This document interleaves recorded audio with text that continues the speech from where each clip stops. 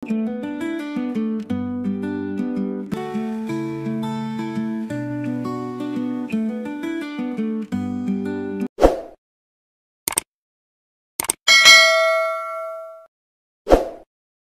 sudah belajar Al-Quran, kau bilang.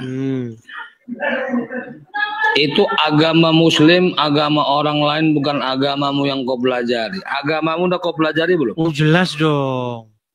Oke. Kalau sudah kau pelajari agamamu, berarti kau kenal sama Tuhanmu, kan gitu? Oh ya, jelas dong.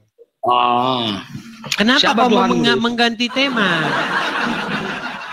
Kalau aku ikut temamu, aku nggak mau. Nah, Cuman berarti dia takut. Bukan takut. Yes. Aku melihat songongmu gitu loh. Coba. Kenapa kau takut? Betul. Coba. Siapa? Kalau Muhammad bertemu dengan Musa, siapa yang mengikuti siapa? Sekarang aku tanya kau. Bisa nggak kau jawab pertanyaanku? Tadi kita membahas kalau tema. Kau ini merasa sudah, kalau kau sudah Muhammad dan umatnya sangat takut dengan kebenaran Taurat ataupun Injil. Al-Quran, coba kau jawab yang kutanya. Aku memang nggak ikut temamu. Kau takut karena kan? Kau itu nengok teks, nengok handphone, nengok laptop. Di dalam Taurat dan Injil terdapat nama Muhammad di dalamnya, betul? Bisa nggak kau jawab pertanyaanku? Kalau kau sudah belajar Al-Quran, udah hatam kau beratus kali kau bilang. Bisa? Silakan. Kau kenal Tuhanmu, Dis? Ya. Siapa Tuhanmu, Dis?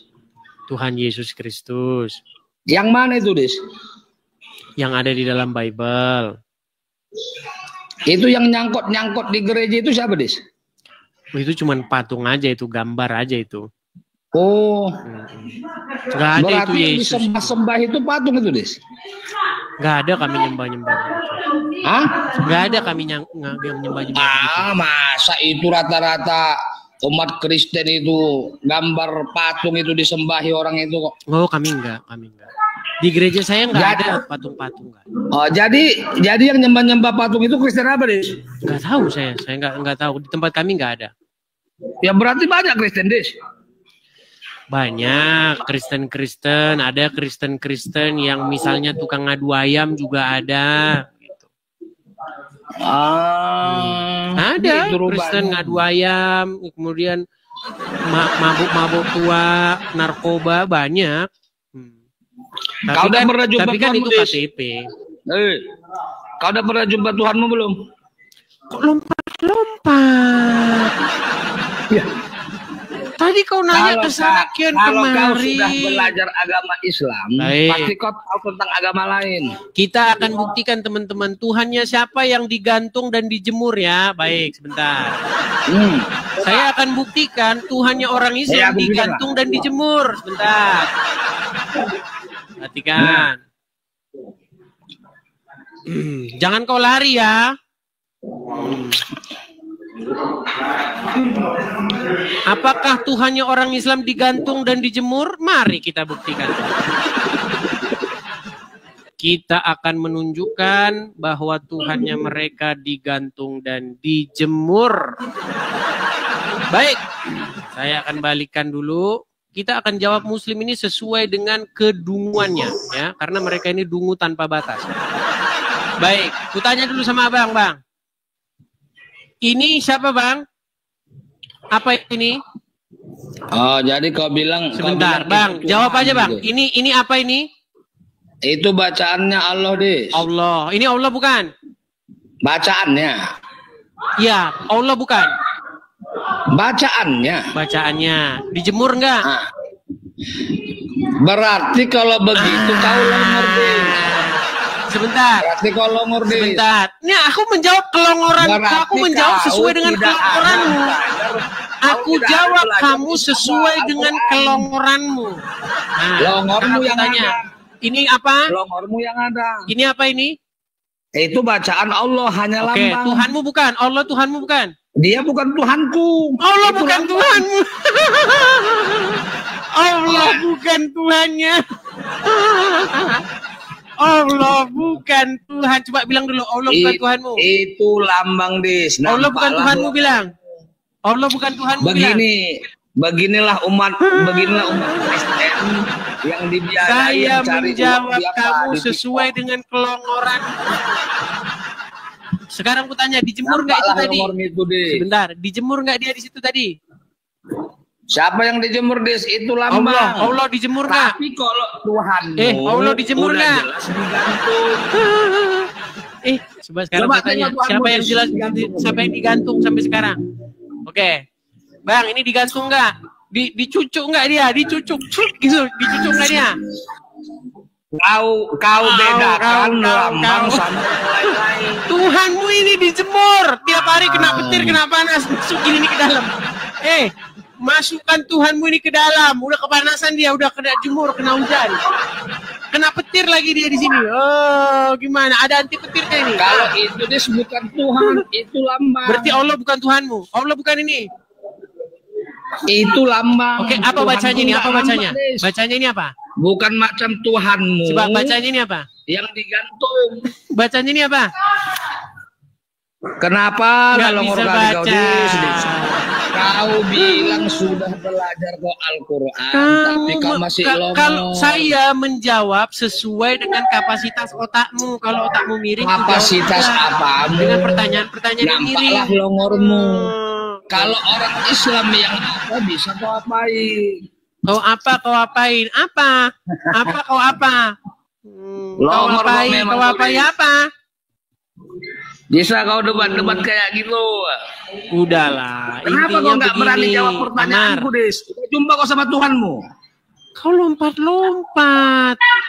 Yang kita bahas tadi katanya Tuhan digantung. Aku nggak mau masuk temamu. Kita bahas katanya Tuhan digantung. Ternyata Tuhanmu dijemur di atas anu. Di atas anu tiang apa? Di atas seng. Gimana kau? Yang ku tanya belum kau jawab. Kau pernah jumpa Tuhanmu? Ya, kau tidur dulu di bawah sana. Tema kita malam hari ini, Bang, mengenai Muhammad dan umat Islam yang sangat ketakutan dan gemetar keringat dingin akan kebenaran dalam Taurat dan Injil. Tahu dari mana kamu? Oke, baik. Pertanyaan saya sebelumnya, saya tanya dulu. Apakah Taurat dan Injil itu adalah kitab yang terdapat petunjuk dan kebenaran di dalamnya? Iya, betul. Oke. Tapi itu yang original, bukan yang punya Kristen. Baik, nggak apa-apa, nggak apa-apa. Kitab yang baik, kitab yang terdapat petunjuk dan kebenaran itu, ketika itu dibawakan ke hadapan Muhammad, dibawakan ke hadapan Muslim, kenapa kalian ketakutan? Oh, siapa ketakutan? Saya nggak takut, Dis. Nggak takut. Muhammad yang ketakutan. Gimana? Mana kitabnya? Mana bacakan? Baik. Kita akan bacakan riwayatnya sekali lagi ya teman-teman ya. Karena kita selalu kedatangan pasien baru. Bacakan Arabnya, jangan terjemahnya. Baik. Jangan bikin malu kamu belajar Al-Quran sudah 13 tahun. Kita akan bacakan kisah itu. Kisahnya Arabnya, jangan terjemah. Saya tak mau dengar terjemah. Mau menyembunyikan kebenaran. Kalau Arabnya kan bisa bohong gitu. Mana bohong, kamu kan sudah 13 tahun belajar Al-Quran. Otomatis kamu sudah pandai. Kitab kuning, kitab gundul. Baik, saya balik dulu pandai. Ya. Jangan jadi pendusta kamu macam Tuhan Yesusmu. Baik. Udah mulai kesurupan dia, kesurupan. Iya, kamu yang kesurupan, bodoh. Nih, saya bacakan ya. Baca. Perhatikan. Arabnya. Kenapa? Nggak mau bahasa Indonesia? Nggak mau lagi jadi orang Indonesia? Arabnya. Sudah dengar dari tadi. Arabnya. Bahasa Indonesia takut. Arabnya kamu yang takut berarti. Orang kamu yang jadi. Terjemahannya salah berarti nih. Arabnya. Terjemahannya salah. Arabnya, bodoh. Mereka takut dengan bahasa Indonesianya, teman-teman. Arabnya bodoh. Karena apa? Karena kalau dibacakan artinya orang Islam akan murtad. Murtad kamu yang murtad. Nih, saya bacakan. Perhatikan. Dikisahkan ketika Umar bin Khattab datang menemui Rasulullah sambil membawa lembaran kitab Taurat. Dalam keterangan Jabir bin Abdillah, Umar datang membawa lembaran bodoh, kitab bodoh. Taurat Arabnya dan bodoh. meminta Rasulullah membacakannya Arabnya baca sembari bodoh. berkata, "Wahai Rasulullah, Bodoh betul lah ini adalah lembaran kitab Taurat." Kamu tak Kemudian paham Rasulullah kemudian terdiam dan membaca kitab Taurat tersebut hingga raut wajahnya berubah. Lalu Abu Bakar As-Siddiq bertanya kepada Umar, "Apakah engkau tidak melihat raut muka Rasulullah?" Maka Umar bin Khattab melihat ke arah Rasulullah seraya berkata, "Aku berlindung kepada Allah dari kemarahan Allah dan Rasulnya. Kami ridho." Waduh, kembali ke belakang. Kami ridho, katanya. Nih, kami ridho bahwa Allah dan Muhammad adalah Nabi kami. Nih. Saya tak paham kalau bahasa Indonesianya. Baca Arabnya. Aku berlindung kepada Allah dari kemarahan Allah dan Rasulnya. Kami ridho Allah sebagai Tuhan kami dan Islam sebagai agama kami, Muhammad sebagai Nabi kami. Lalu Rasulullah pun bersabda, "Demi zat yang menggenggam jiwa Muhammad, jika Musa hadir di hadapan kalian, kemudian kalian mengikutinya dan meninggalkan aku, maka kalian akan tersesat." Buset, Muhammad nyesat-nyesatin Musa dan kitab Tauratnya, buset. Kenapa Muhammad sangat ketakutan dengan Musa dan kebenaran Taurat? Silakan. Jawab. Baca Arabnya dulu kalau kamu pandai. Jawab, silakan. Kenapa kamu takut dengan terjemahannya? Kamu yang takut, baca Arabnya dulu. Baca Arabnya. Emang kamu tahu bahasa Arab? Tahu. Baik, coba artikan ini. Coba artikan ini. Perhatikan. Baca dulu. Makana, saya kutipkan ayat Al-Quran. Makana Muhammadun aba ahadin min rijalikum. Artikan. Itu kamu hafal. Itu kamu hafal. Ya, oke. Kamu kan ngerti bahasa Arab. Makana Muhammadun aba ahadin min rijalikum. Artikan. Saya mau tahu kamu baca yang tadi. Paham? Inilah teman-teman orang Islam ketika dikasih fakta mereka akan ngeles. Mereka apa? Ngeles. Bagaimana kamu Aiman? Orang kamu yang bodoh saya minta bodohnya di mana? Dari tadi.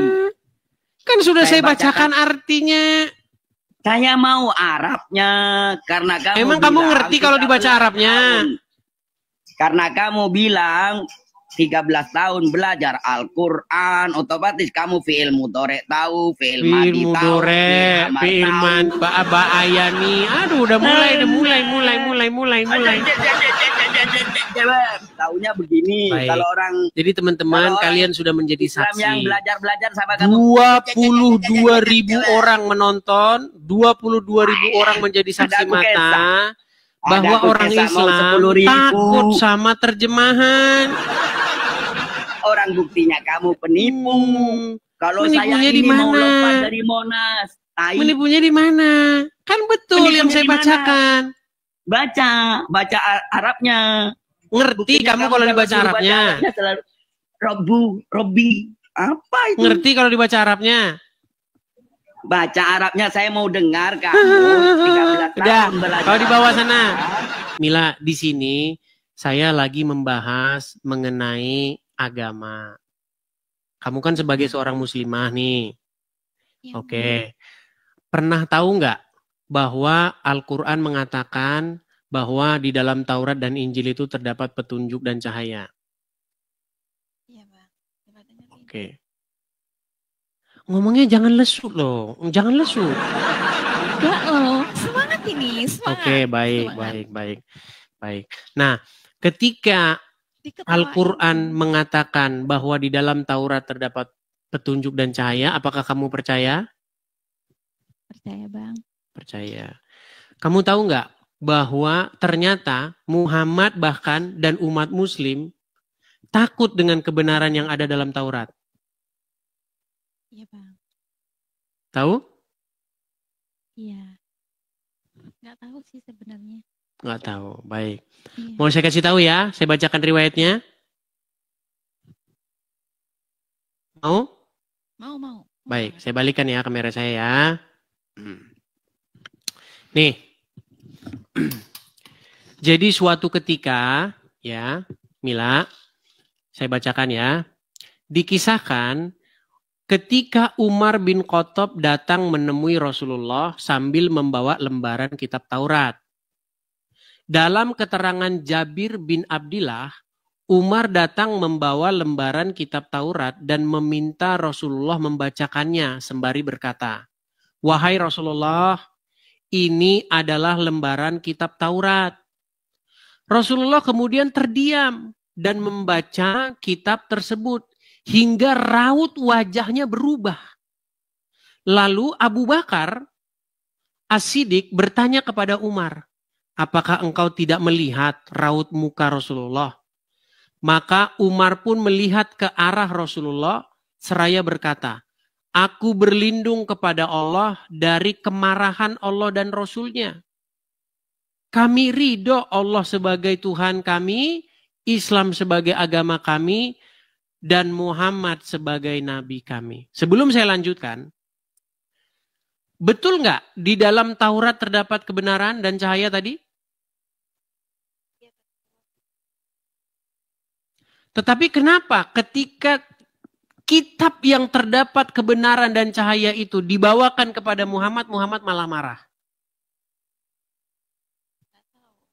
Nggak tahu. Aduh, Mila ini sangat-sangat aduh. Makanya saya bilang. Seketika Mila berasa pengen tobat langsung. Serasa pengen tobat langsung. Mila, padahal kamu berhijab, sangat islami. Tapi kalau diajak membahas agama, kenapa jadi aduh. Iya, diulang lagi sok. Mila beneran dengerin ini mah. Oke. Gini, logikanya begini. Serius ya? Benar ya. Serius ini? Oke, serius. Kan Taurat itu kan terdapat kebenaran di dalamnya. Iya. Nah, ketika kitab yang terdapat petunjuk dan kebenaran itu dibawa kepada Muhammad, kenapa Muhammad malah marah? Kenapa guys, kamu typing dong biar bisa jawab Mila. Bantuin dong. 726 mata memandang gak bantuin Mila, malah ngetawain semua. Heran deh Mila ini. Kalian di sini ngapain? Bantu dong jawab gitu. Kayak mana sih? Malah marah-marah ya. Iya, ini dong gak mau bantu. Gimana? Kalian bantu dong. Kalau ada pertanyaan di sebelah langsung bantu. Gimana sih, malu kan Mila? Oke, saya kasih contoh Mil. Sebagai seorang muslimah, kamu percayakan di dalam Al-Quran terdapat kebenaran? Iya. Oke, kalau Al-Quran dibawa ke hadapan seorang muslim, umat muslim akan tersenyum atau marah? Akan tersenyum. Nah, di dalam Al-Quran terdapat sebuah ayat yang mengatakan bahwa di dalam Taurat dan Injil terdapat kebenaran. Pertanyaannya, kenapa kitab yang terdapat kebenaran padanya itu ketika dibawa ke hadapan Muhammad, reaksi Muhammad bukannya positif tapi negatif? Kenapa guys? Cepat kalian jauh di bawah. Jawab. Kalian jauh dong di bawah. Kenapa? Masa di bawah? Ini ada yang bertanya katanya otaknya separoh. Enggak, Begini Mila, bukan kejam itu Mila. Gini, sebelumnya ya dengan rasa hormat saya ya. Iya. Begini Mila, sebenarnya yang mengatakan bahwa akal wanita separuh itu bukan dia, tetapi Rasulullah. Baru tahu kan? Baru tahu. Perhatikan ya. Saya akan tunjukkan lagi hadisnya. Kalau itu kan mungkin ya sudahlah, nggak usah dijawab lah. Mungkin Kak Mila tidak tahu jawabannya. Iya, saya akan tunjukkan. Jangan kasih pertanyaan. Ya, saya nggak kasih pertanyaan, tapi saya kasih hadis nih Mila. Dengerin aja. Ya. Oke, saya ceramahin ya. Ini tausiah nih ya, perhatikan. Benarkah akal wanita itu separuh ya? Ini hadisnya. Ya, saya bacakan. Ini Muhammad berkata, "Tidak pernah aku melihat yang kurang akal dan agamanya, namun mampu menghilangkan keteguhan lelaki yang teguh, melebihi kalian wahai para wanita." Maka para wanita bertanya kepada Nabi, Apa maksudnya kami kurang akal dan kurang agamanya, wahai Rasulullah? Nabi menjawab, bukankah persaksian wanita itu semisal dengan persaksian setengah, separuh laki-laki? Mereka menjawab, ya, benar. Nabi melanjutkan, itulah kurang akal. Dan bukankah para wanita jika haid, ia tidak sholat dan tidak puasa? Ini belum hadis-hadis yang lain yang dikatakan bahwa penghuni neraka kebanyakan kaum wanita. Jadi yang bilang wanita itu akalnya, mohon maaf, akalnya setengah itu ya Muhammad.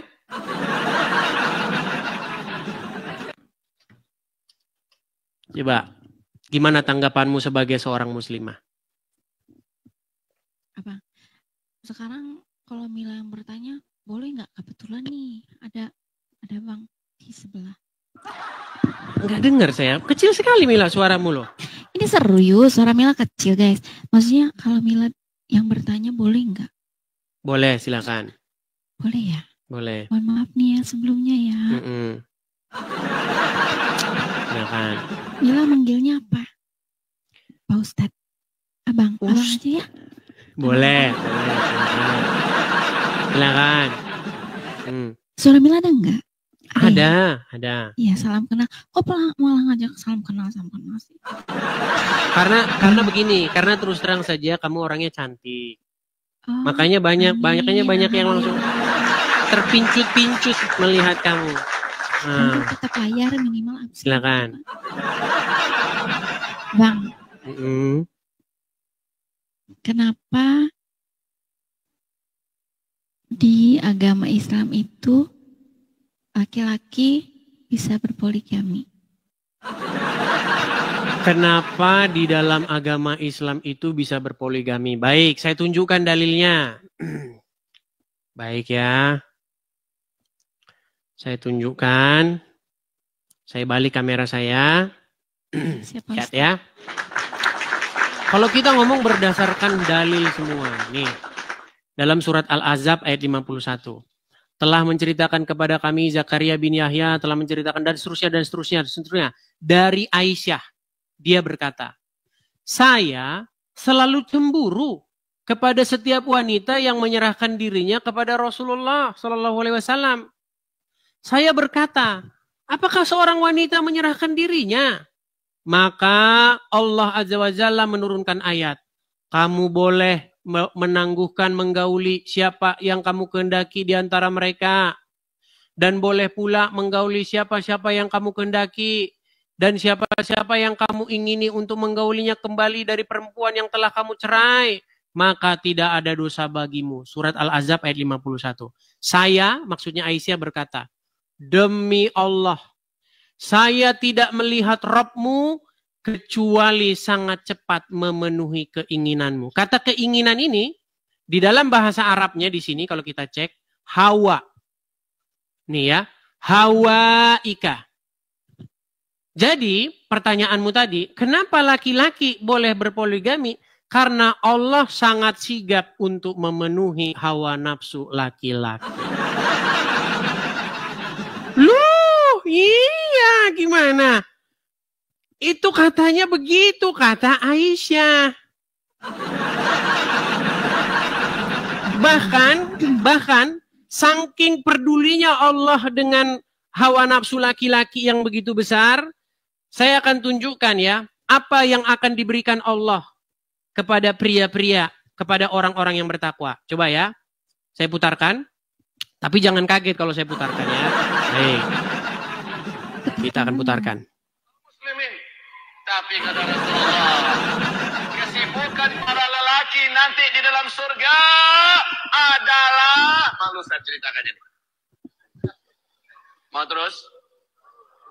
Kesibukan para lelaki yang masuk surga. Di surga adalah memecah perawan istri-istrinya. Habis malam pertama, dapatkan perawan istri, selesai, dia perawan lagi. Gitu. Bagusnya ibu-ibu gak ikut dengar pengajian ini. Ini khusus bapak-bapak. Kata Rasulullah, maaf ini hadisnya sahih. Tolong baca nanti dalam kitab Tamasya ke surga oleh Syekh Ibnul Qayyim Al-Jauziyah. Judul aslinya adalah Hadil Arwah ila Biladil Afrah. Rasul berkata, maaf, zakar laki-laki ketika dia berdiri karena syahwat selama 70 tahun berdirinya. 70 tahun loh, 70 tahun berdiri. Bagaimana itu Mila 70 tahun berdiri terus? Apa tidak pegal? Loh, memang ini sahih. Itulah betapa Allah sangat memperdulikan syahwat pria. Wahai kaum wanita.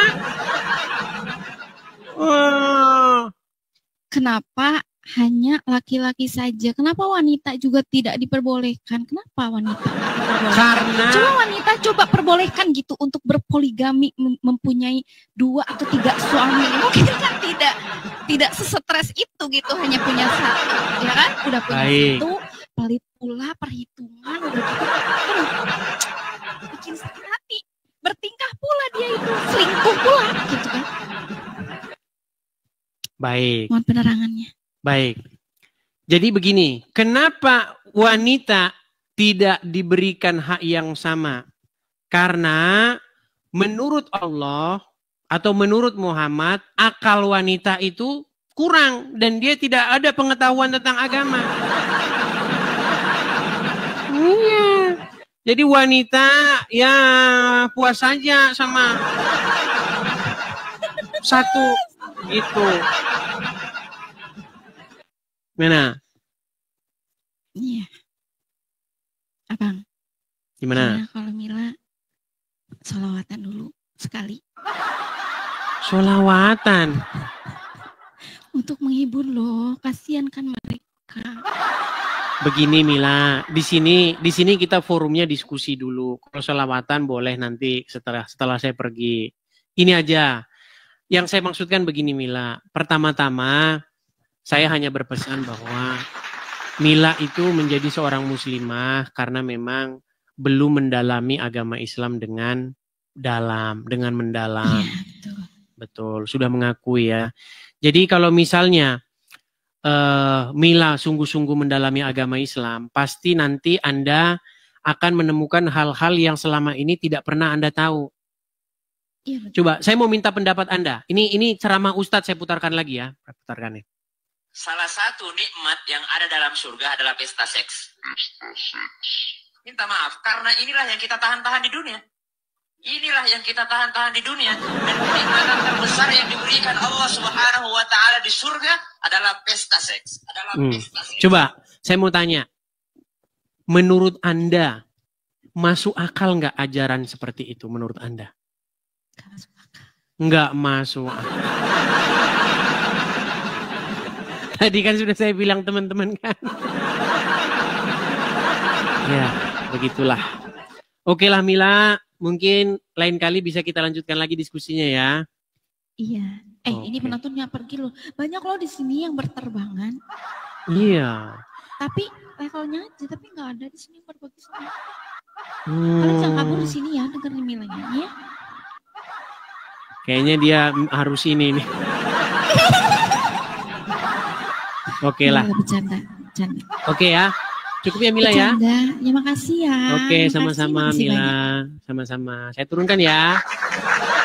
Benarkah di dalam Taurat dan Injil terdapat kebenaran? Coba. Enggak, benar enggak di dalam Taurat dan Injil terdapat kebenaran? Enggak ada. Enggak ada. Baik. Kita tunjukkan di dalam surat Al-Maidah. Bentar ya. Di dalam surat Al-Maidah ayat yang ke-44 ya Bang ya, saya bacakan. Saya balik ya kamera saya ya. Oke, siap. Baik. Baca sendiri ya. Baik, saya baca sendiri. Karena umat muslim kan sudah malas Bang baca Bang. Mereka kan malas membaca. Baik. Ini surat Al-Maidah ya. Surat Al-Maidah. Surat An-Nisa ya, ayat yang ke-46. Dan kami teruskan jejak mereka dengan mengutus Isa putra Maryam. membenarkan kitab yang sebelumnya, yaitu Taurat, dan kami menurunkan Injil kepadanya. Di dalamnya terdapat petunjuk dan cahaya, dan membenarkan kitab yang sebelumnya, yaitu Taurat, dan sebagai petunjuk serta pengajaran untuk orang-orang yang bertakwa. Al-Quran mengatakan tidak bahwa Taurat dan Injil itu adalah kitab yang memberikan petunjuk dan cahaya? Nggak percayalah bang. Nggak percaya dengan Al-Quran. Loh, ini Al-Quran bang yang ngomong bang. Coba baca Al-Quran tuh. Ini, dan kami teruskan jejak mereka dengan mengutus Isa putra Maryam. Betul, baca itu yang ada di situ bang. Al-Quran tuh baca-baca. Iya, yang... sebelumnya saya tanya dulu, Anda percaya dengan ayat ini nggak? Ya percayalah bang. Oke, di sini dikatakan bahwa dalam Taurat dan Injil terdapat petunjuk dan cahaya. Karena itu kan bisa diedit bang. Diedit. Baik. Kita balikan dulu ya, kita balikan ke depan biar nanti saya nggak dibilang edit ya. Saya balikan. Surat An-Nisa. Bentar ya. Waduh, memang mereka ini sangat nekat yang nyata ya. Ya memang nyata bang. Muslim itu nyata nekatnya. Al-Maidah 44. Nih ya, sudah saya ketik ya bang ya di sini ya. Al-Maidah 44 ya. Kita pencet. Oke. Keluarkan Al-Maidah 44. Kita bikin terjemahan dulu, terjemahan. Terjemahan. Oke. Al-Maidah 44 terjemahan. Saya bacakan. Apakah saya mengedit-ngedit? Sesungguhnya kami telah menurunkan kitab Taurat di dalamnya. Ada petunjuk dan cahaya. Yang dengan kitab itu diputuskan perkara-perkara orang-orang Yahudi oleh nabi-nabi yang menyerahkan diri kepada Allah. Dan seterusnya dan seterusnya. Intinya, di dalam kitab Taurat ada petunjuk dan cahaya. Betul atau salah? Salah. Salah. Inilah yang saya bilang teman-teman. Saking orang Islam itu sangat benci dengan Taurat dan Injil. Karena mereka tidak membaca Al-Quran. Mereka itu hanya mendengarkan ujaran-ujaran kebencian dari ustadz-ustadznya. Bang Edis percaya sama apa Google? Oke, abang punya Al-Quran nggak di rumah? Oh, ada di rumah. Ada. Apakah Anda masih sudi untuk membacanya? Ya sudi lah. Ya sudah, silakan buka. Kita, ya silakan buka. Kita. Kok muka sekarang? Kami katanya kan sudi membacanya. Ternyata Anda sudah tidak sudi lagi membacanya. Ya. Gimana? Itu baca Al-Quran itu saat kita sembahyang habis sembahyang itu kan baca Al-Quran gitu. Jadi kalau sekarang nggak bisa baca Al-Quran. Bukan nggak bisa baca. Terus kenapa Anda malas mengambilnya? Untuk apa bang? Katanya untuk membuktikan apakah yang saya katakan itu bohong atau tidak. Ayat berapa tuh? Nanti Surat Al-Maidah ayat yang ke-44. Surat An-Nisa ayat yang nih ada banyak itu bang. Al-Maidah 44. Banyak. Coba satu itu aja dulu. Al-Maidah 44 coba. Ya nanti kita baca kalau enggak ada itu nanti saya terjun dari Monas. Kalau yang saya katakan itu tadi tidak sesuai dengan Al-Quran yang ada di rumahmu, saya terjun dari Monas. Silakan. Ambil. Oh, jadi oke lah, nanti kita baca nanti. Aman itu. Kok nanti? Baiklah, karena Anda termasuk orang-orang yang malas, saya akan bacakan dulu satu ayat sebentar. Dan tahukah kamu Siapakah orang-orang yang nekat itu?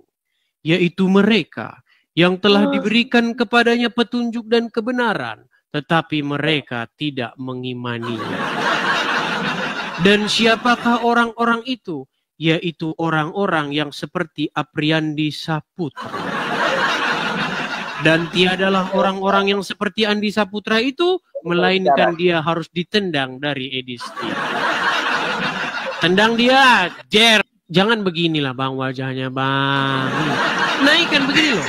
HP-nya itu hanya mudah sekali loh. Turunkan HP-nya, turun sedikit. Banyak kalian nonton bang.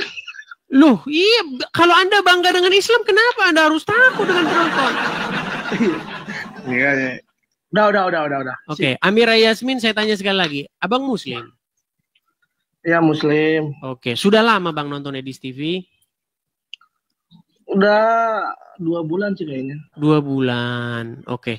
Apa yang mau abang utarakan? Silakan. Ya ini temanya apa bang? Temanya sebenarnya masalah tentang Muhammad dan juga umat Islam yang takut akan kebenaran Taurat ataupun Injil.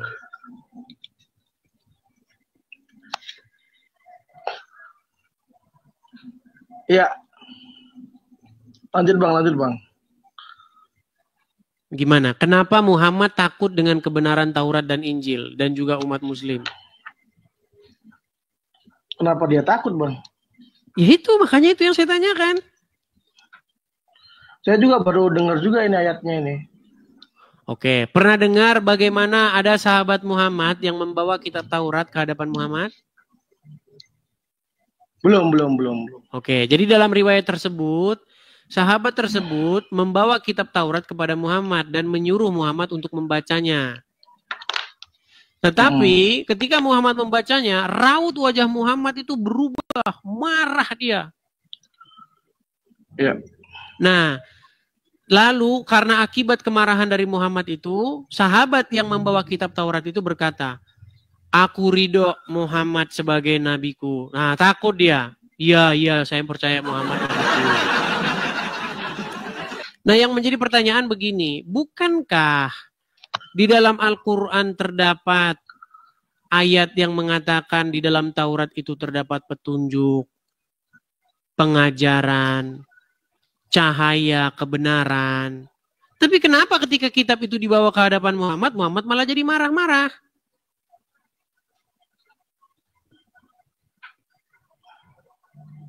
Gak pernah dengar bang.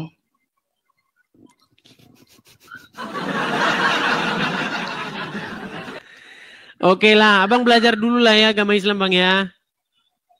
Iya. Oke lah, belajarlah dulu bang. Nanti kalau kita terus-teruskan, banyak lagi nanti yang inbox saya. Dimarahin terus, kamu beraninya ya sama orang Islam yang nggak tahu apa-apa. Begitu loh. Abang ada masalah apa dengan Islam?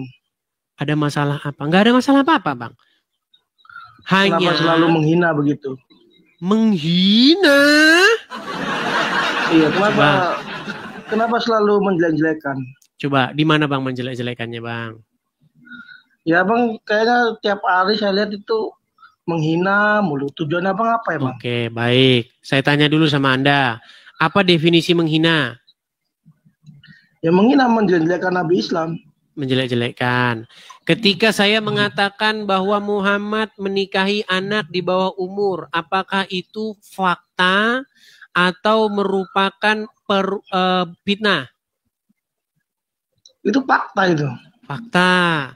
Ketika saya mengatakan Muhammad menyuruh orang yang sakit minum kencing onta, apakah itu fakta atau fitnah? Kayaknya itu fitnah itu. Nggak mungkin dong. Bukan, nggak masuk logika bang. Iya, makanya saya bilang, alasan Anda masih Islam karena Anda belum tahu Islam itu apa. Seandainya Anda tahu Islam itu apa, di detik itulah Anda akan meninggalkannya. Baik. Kita akan tunjukkan bahwa minum kencing onta itu adalah ajaran Muhammad. Anda tidak percaya kan? Saya balik dulu kamera saya. Oke. Anda tidak bilang tidak masuk akal. Nanti setelah Anda tahu itu Muhammad, tiba-tiba masuk akal. Makanya orang Islam kalau udah ngomong Muhammad, akalnya udah nggak dipakai lagi. Baik. Saya akan tampilkan. Oke, Bang lihat ini. Iya, iya.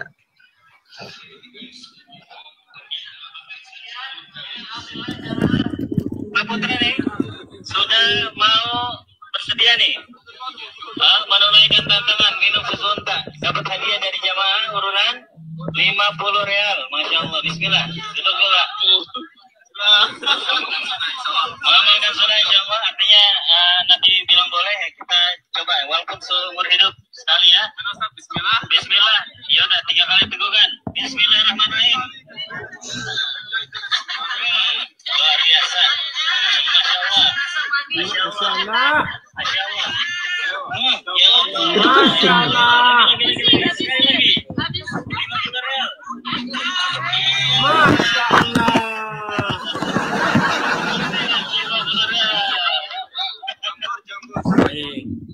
Sekarang saya tanya dulu Anda Bang, sebelum saya lanjutkan. Anda masih tidak percaya bahwa Islam mengajarin minum kencing onta? Iya, iya, iya. Sekarang sudah Tapi percaya? sepertinya tuh fitnah itu Bang, sepertinya. Oke, sebelum kita lanjut, Anda mengatakan bahwa itu ajaran nggak masuk akal, ajaran gila, betul? Iya, iya. Baik. Saya akan tunjukkan bahwa itu adalah ajaran anak yang Anda percaya sebagai Nabi. Saya akan putarkan ya. Apakah boleh meminum kencing onta? Saya akan putarkan ceramah dari ustadz-ustadz bahwasanya minum kencing onta itu adalah sunnah Rasul. Ya, siap-siap nanti Anda. Berani nggak Anda masih mengatakan lagi bahwasanya itu bukan ajaran yang sehat? Tunjukkan. Iya. Sabar ya.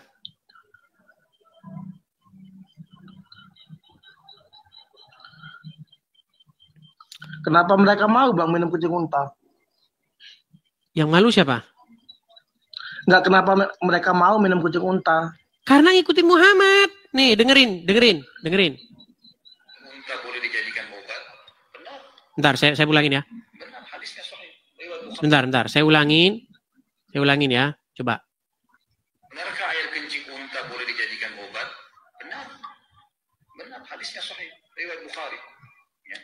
Nabi SAW menyebutkan dalam hadis bahwasanya kencing unta itu ya boleh diminum, dan wanita Ansar menggunakan untuk rambut mereka, menyuburkan rambut mereka. Sebagian ulama menukil mengatakan apa hikmahnya kenapa kencing unta itu bisa diminum, gitu kan? Dan seterusnya. Sekarang Anda sudah percaya bahwa itu ajaran Muhammad? Ya menurut saya kalau beneran itu ucapan Nabi Muhammad, menurut saya Nabi Muhammad kan juga manusia Bang ya. Mungkin dia nggak salah, nggak luput dari salah Bang ya. Berarti mungkin dia lagi Muhammad, berarti ajaran Muhammad error, nggak masuk akal, nggak sehat gitu ya? Iya, bukan masalah errornya, mungkin kan dia manusia. Tiba-tiba ya. kan, tiba-tiba. Karena selama ini kan Muhammad itu juga, Tuhan kalian. Coba dengar. Bang, saya mau Anda konsisten dengan ucapan Anda. Barusan tadi ada katakan bahwa, ini dia kepalanya begini, saya ikutin aja lah, nah ini, begini karena begini. Oh iya, barusan tadi Anda mengatakan bahwa. Pinter kali ya Bang ini. Iya, karena Anda begini terus kok, gimana? Gini, barusan tadi Anda katakan bahwa ajaran minum kencing onta itu ajaran nggak sehat, nggak masuk akal, betul? Iya. Nah, ternyata setelah didapati bahwa itu ajaran Muhammad, kesimpulannya adalah Muhammad menurut Anda mengajarkan ajaran yang tidak sehat. Setuju? Ya seharusnya kita kan bisa memilih, Bang. Ya, sebelum menurut Anda, berarti menurut nalar Anda, Muhammad mengajarkan hal yang nggak sehat, betul? Ya siapa tahu itu teman-temannya yang fitnah, Bang. Nah kan, memang berat teman-teman. Ya bukan Bang, saya kan berat. Ya kan saya mencoba untuk mencoba untuk melindungi Nabi saya kan Bang. Oke, berarti hadis itu berisi fitnah kepada Muhammad, setuju? Ya setuju, mungkin fitnah itu. Kalau hadis itu berisi fitnah kepada Muhammad, masih pantaskah Anda menyimpan buku itu di rumah? Saya nggak punya bukunya, Bang. Nah, makanya setujukah Anda bahwa semakin orang membaca hadis, maka semakin dekatlah dia untuk membuang hadis itu ke tong sampah. Setuju? Ya kan nggak semua harus dinalar, Bang. Kita kan bisa, kita kan manusia sempurna, Bang. Ini standar ganda terus nih. Gini aja dah, gini. Kamu beli hadis, oke? Ya. Terus kamu buka isinya. Minumlah kencing onta, gitu. Dan kamu tidak setuju. Jangan... Ini fitnah kepada nabiku, ini fitnah ini. Ya, nah, menurut Anda, buku tersebut layak disimpan di rumah, dibaca anak Anda, atau layak dibuang, dijadikan untuk buku pecel? Coba. Jawab. Ya kita jangan simpulkan begitu, Bang. Jadi kita yang ambil yang baiknya aja. Kalau menurut kita nggak masuk akal, kita buang aja gitu. Nah, menurut Anda masuk akal nggak tadi? Ya menurut saya nggak masuk akal kalau. Oke, menurut Anda layak dibuang nggak? Minum kencing utang. Ya jangan juga, Bang. Jangan dibuang aja. Kan gimana ini gimana? Bukunya tidak masuk akal. Bukunya berisi fitnah kepada Muhammad, tapi jangan dibuang, ya bagaimana? Ya kan Nabi Muhammad kan hanya manusia, Bang. Mungkin dia nggak luput dari salah gitu ya kan. Dia bukan Oke, sebentar. Tuhan. Pertanyaan saya, itu omongan Muhammad atau omongan yang fitnah terhadap dia? Tadi menurut saya secara akal menurut saya bukan Nabi Muhammad yang ngomong mungkin. Oke, berarti itu buku itu berisi fitnah kepada Muhammad. Dia, ya mungkin fitnah kali. Oke, kalau berisi fitnah, apakah Anda menyimpan buku itu? Nggak ada. Berarti Anda setuju bahwa hadis harus dibuang dari rumah Anda? Ya kalau itu yang nggak baik jangan didengar, Bang, jangan dimasukin. Simpel pertanyaan saya. Apakah Anda setuju bahwa hadis harus dicampakkan dari rumah Anda? Ya jangan dibuang juga, Bang. Nah, kan pusing saya ini, pusing. Katanya berisi fitnah kepada Rasul. Tapi bukunya disimpan-simpan. Berarti Anda sebagai orang yang ada di pihak orang yang memfitnah Rasul tersebut. Gimana sih Anda ini? Anda di pihak Muhammad atau di pihak orang yang menuduh Muhammad? Ya saya di pihak Nabi Muhammad dong, Bang. Oke. Kalau Anda di pihak Muhammad, berarti Anda biarkan tidak buku itu yang berisi fitnah kepada Muhammad itu ada di rumah Anda, dibaca oleh anak-anak Anda? Ya ntar kalau anak saya tanya, kita jawab aja itu bohong itu, begitu aja, Bang. Kalau bohong kenapa ditaruh di sini, Papa? Kalau bohong kenapa ditaruh sini? Ya kita kan sebagai manusia, Bang, ya kita kan punya akal, Bang. Jadi kita yang jelek kita buang aja, Bang. Iya, makanya saya bilang tadi kenapa tidak dibuang. Susah ini orang nih. Susah berat. Oh, tambahin teman-teman Bodrek, Panadol, bener-bener teman-teman. Bodrek, Panadol, Paramek, tambahin lagi. Enggak, maksudnya abang mau jawaban saya dari apa maksudnya? Maksudnya abang mau jawaban saya yang kayak gimana gitu loh. Saya ingin Anda itu konsekuen dengan jawaban Anda sendiri. Konsisten dengan jawaban Anda sendiri. Kita kan manusia punya akal, Bang, ya. Jadi kita ya ambil yang baiknya aja, yang jeleknya jangan kita lihat, jangan kita dengar gitu loh. Oke. Berarti itu jelek, betul? Betul, jelek itu. Oke, kalau jelek Anda mau simpan di rumah?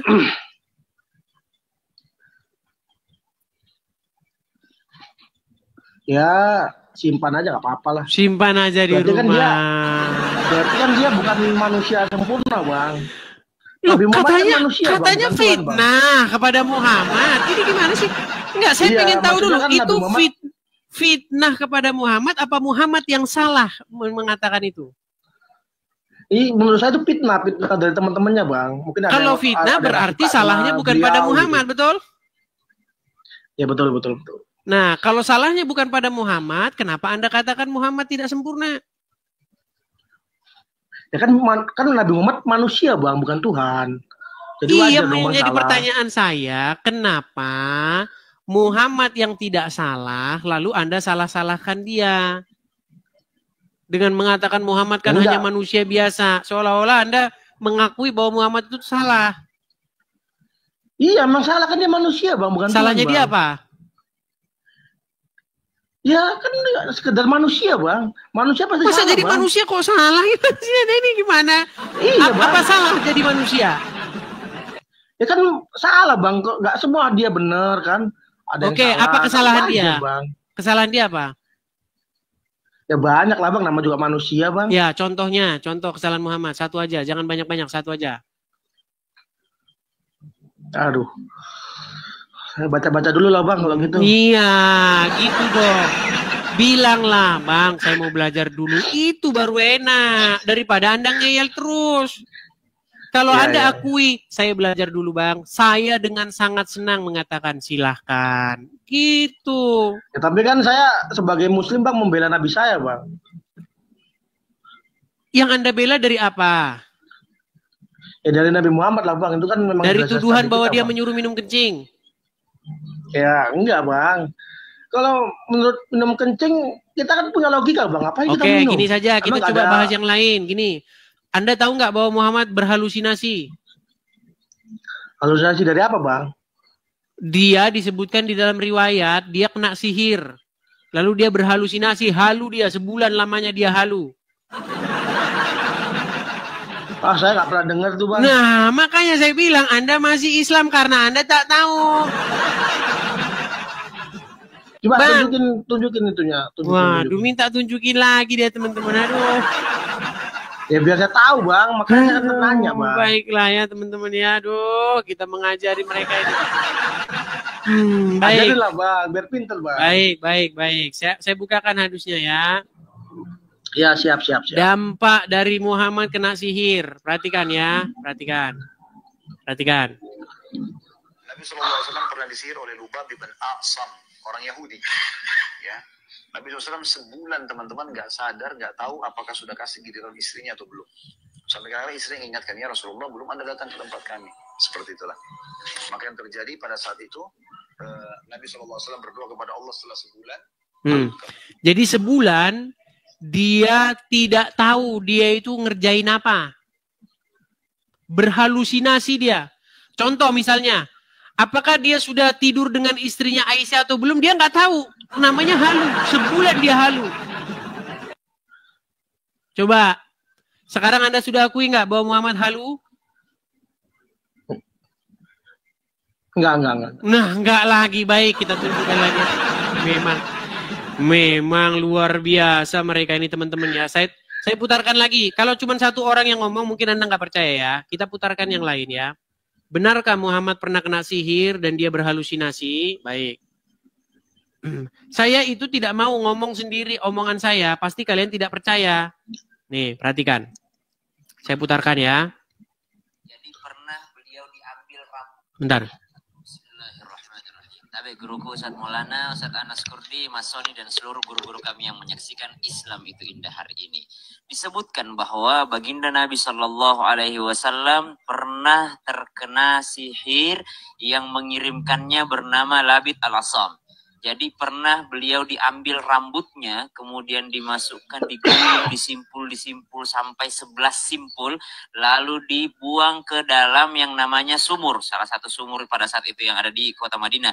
Dibuang ke dalam sumur tersebut, ketika dibuang ke dalam sumur tersebut, akhirnya sumur ini sampai berwarna kemerah-merahan. Jadi disebutkan bahwasanya ketika turun ini yang namanya rambut Rasulullah SAW bersama dengan kurma, dipakainya kurma kering untuk yang namanya bahan untuk yang namanya menyimpul-nyimpul rambutnya Rasulullah Sallallahu Alaihi Wasallam. Dan efeknya kepada baginda Nabi Sallallahu Alaihi Wasallam, Rasulullah itu sampai demam tinggi sehingga berhalusinasi. Jadi bukan berhalusinasi. Sudah diakui sekarang Muhammad halu? Itu halusinasinya berapa lama, Bang? Sebulan, udah dibilang sebulan. Dia sebulan lamanya halu. Kok bisa lama sekali sebulan, Bang? Makanya itu. Dia halu, Bang. Mungkin cuma 2 hari kali. Sebulan gimana sih lamanya? Udah Saya puterin lagi ya. Aduh, udah dibilang sebulan kok. Gimana sih Anda ini? Perhatikan. Salah kali Ustadz itu Bang, salah kali Ustadz itu. Sebentar ya, nih. Bahan untuk yang namanya menyimpul-nyimpul rambutnya Rasulullah Sallallahu Alaihi Wasallam. Dan efeknya kepada baginda Nabi Sallallahu Alaihi Wasallam, Rasulullah itu sampai demam tinggi sehingga berhalusinasi. Jadi bukan. Baik. Berapa lama dia berhalusinasi? Perhatikan. Berhalusinasinya dia selama sebulan. Perhatikan. Nabi SAW pernah disihir oleh Lubab bin A'sam, orang Yahudi. Ya, Nabi SAW sebulan teman-teman nggak sadar, nggak tahu apakah sudah kasih giliran. Berapa bulan? Oh iya, sebulan. Sebulan. Nih, coba nih kita ustadz yang lain. Apakah Nabi pernah disihir? Pernah. Apakah terdapat riwayat Aisyah? Sebab turunnya 11 ayat. Pernah dia kena sihir, sebulan dia halu.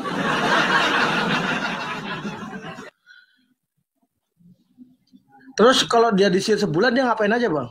Halu dia halu. Itu Ustadz itu bisa dipertanggungjawabkan nggak sih Bang omongannya itu? Masa Anda mau meragukan Abdul Somad? Abdul Somad udah ngomong, Khalid Basalamah sudah ngomong, Ustadz Syam sudah ngomong, mau siapa lagi yang Anda percaya? Enggak, soalnya Ustadz ini beda-beda Bang pendapatnya Bang. Ada yang bilang sebulan, ada yang bilang 2 hari, atau bilang seminggu. Kan mereka tuh nggak sebulan satu lamanya. Dia, Bang. Tapi gini saja. Menurut Al-Quran, gini saja, saya tanya, Anda percaya Muhammad orang beriman nggak? Siap. Saya percaya. Anda percaya Muhammad orang bertakwa? Iya. Menurut Al-Quran, bisa nggak orang yang beriman dan bertakwa dipengaruhi setan? Ya bisa aja sih Bang. Baik, saya tunjukkan ayatnya ya. Di dalam surat An-Nahl, ayat 99, perhatikan ya. Saya tunjukkan kepada Anda. Apakah bisa orang beriman itu dipengaruhi setan ya? Coba. Ini surat An-Nahl ayat 99. Coba Anda yang baca. Sesungguhnya setan itu tidak ada kekuasaannya atas orang-orang yang beriman dan bertakwa kepada Tuhannya. Bertawakal. Iya, bertawakal kepada Tuhannya. Apakah Muhammad termasuk orang yang bertawakal dan beriman? Iya. Beriman. Kalau Muhammad termasuk orang yang bertawakal dan beriman, apakah setan bisa ada kekuasaannya atas Muhammad? Bisa. Ini tidak bisa loh. Itu hadisnya benar gak itu Bang? Ini bukan hadis Bang, surat An-Nahl 99. Ini loh, sesungguhnya setan itu tidak ada kekuasaannya. Baca tafsirnya ya, nih. Baca tafsirnya nih. Sesungguhnya setan tidak mempunyai kemampuan menguasai orang-orang. Aduh. Bentar. Nih ya, baca tafsirnya. Sesungguhnya setan tidak mempunyai kemampuan menguasai orang-orang yang beriman kepada Allah dan Rasul-Nya. Dan kepada Tuhan mereka. Jadi menurut ayat ini, bisa nggak setan mempengaruhi? Ya harusnya nggak bisa sih Bang. Nggak bisa. Sekarang saya tanya, Muhammad kena sihir? Ya. Sihir dari mana? Dari Yahudi. Iya, dari setan bukan? Iya, dari setan. Dari setan. Muhammad kena pengaruh setan? Iya. Nah, berarti kesimpulannya Muhammad termasuk orang yang beriman atau bertawakal nggak? Beriman Bang. Nah, tuh. Berat, ya kan Nabi Muhammad berat. Berikanlah saya bodrek teman-teman. Ya bukan Bang. Ini Nabi Muhammad kan manusia bagaimana? Bang. Abang aja yang tadi katanya dia beriman dan dia bertawakal. Kalau beriman dan bertawakal tidak bisa kena pengaruh setan. Gimana sih? Aduh. Aduh, makanya saya bilang Bang, jangan buru-buru Anda katakan kenapa Anda edis kerjanya ini hanya memfitnah Muhammad. Saya tidak memfitnah. Abang memfitnah terus soalnya. Apa untungnya buat abang coba lah? Kok memfitnah? Ya saya tanya untungnya buat abang apa? Masa memfitnah? Udah ditunjukin fakta-faktanya kok memfitnah terus? Gimana Anda ini? Anda ini tiada lain adalah orang-orang yang nekat. Udahlah, gini saja. Saya sarankan besok Anda kalau naik didampingi oleh Ustadz. Oke? Ya kita kan bisa berpikir Bang ya. Enggak, Anda udah nggak bisa berpikir. Gitu. Anda udah nggak bisa berpikir. Udah parah, Anda udah dol. Ibarat barat itu udah dol. Masa saya harus nurutin abang terus? Bukan nurutin, saya menyuruh Anda berpikir menggunakan akal sehat. Gimana sih Anda ini? Aduh, udah sampai. Ya ini saya udah menggunakan akal sehat, Bang. Aduh, udahlah ya. Ya masa lanjut lagi. Yang salah kita bela, tapi enggak Bang. Muslim. Kok gelap-gelap Bang? Emang lagi di nih, lagi di atas gunung. Oh, lagi di atas gunung. Gunung aja nontonnya di TV. Di gunung, di laut, di rumah, di kamar mandi. Yang ditonton di TV. Gimana Bang? Orang-orang ini. Mana? Ini ya abang bilang Muhammad gini lah. Kalau gini kita gimana? bahas, Yang spesifik dulu Bang. Gini gimana maksudnya? Enggak, tadi abang bilang ini kok malah kabur. Kita ngomong Muhammad malah kabur, bukan gitu. Kita ngomongnya enggak kayak enggak pakai data lah. Kita pakai logika. Kan kita dikasih otak, pikiran, logika. Abang tanya tentang Muhammad. Kalau misalkan saya tanya tentang Yesus, nah, Kristen Tuhannya ada berapa? Cuman itu lagi kan? Jumlah Tuhan lagi kan? Muhammad manusia jumlah juga. Tuhan lagi. Orang Islam punya pokok bahasan lain nggak? Enggak, kita tanya. Itu udah saya bahas lama. Sebentar.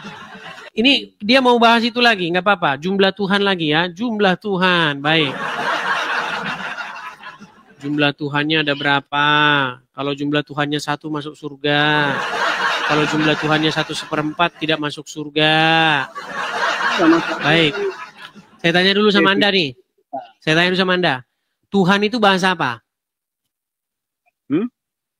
T-U-H-A-N. Tuhan. Itu bahasa apa? Tuhan. Enggak, ya Tuhannya Tuhan.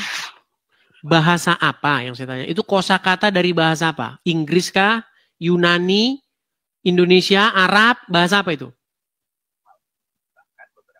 Ya Tuhan Indonesia. Indonesia. Bahasa Arabnya apa? Bahasa Arabnya? Nggak tahu kalau bahasa Arabnya. Oke. Bahasa Arabnya itu Rob. Setuju? Rob. Setuju nggak? Setuju. Kalian kan sering bilang, orang Kristen Tuhannya 3. Baik. Saya akan tunjukkan kepada kamu pengakuan-pengakuan dari teman-teman debat saya yang Islam. Pendebat loh. Dia akui bahwa Muhammad itu Rob kalian. Coba dengarkan ini satu dulu. Janganlah dulu, Bang Edi sini. Robnya adalah mayat? Kami. Agama apa? Islam. Itu satu. Muhammad Rob, Allah Rob berarti 2. Sebentar. Anda mau saya tunjuk. Saya ngomong bukan ini, lawan-lawan debat saya yang sudah mengakui. Jadi saya nggak perlu capek-capek ngadapin kamu untuk membuat kamu mengakui Muhammad Rob kamu. Saya putarkan saja yang udah ada. Biar kita nggak buang energi. Ya, nih. Ini pengakuan lagi nih. Apakah Muhammad itu Robnya umat Islam? Perhatikan. Selanjutnya, dia menantang saya untuk mengatakan kepada seluruh umat muslim bahwa Nabi Muhammad adalah Rob. Wahai umat muslim, percaya bahwa Nabi Muhammad itu adalah Rob kita. Percayalah bahwa Nabi Muhammad adalah Rob kita. Percayalah bahwa Allah Ta'ala adalah Rob kita. Pertanyaan saya, berapa Rob kalian? 1. Nah, Allah sendiri. Udah, kau di bawah sana. Ya, tidur di bawah sana, tidur. Bahasan itu lagi yang dibahas.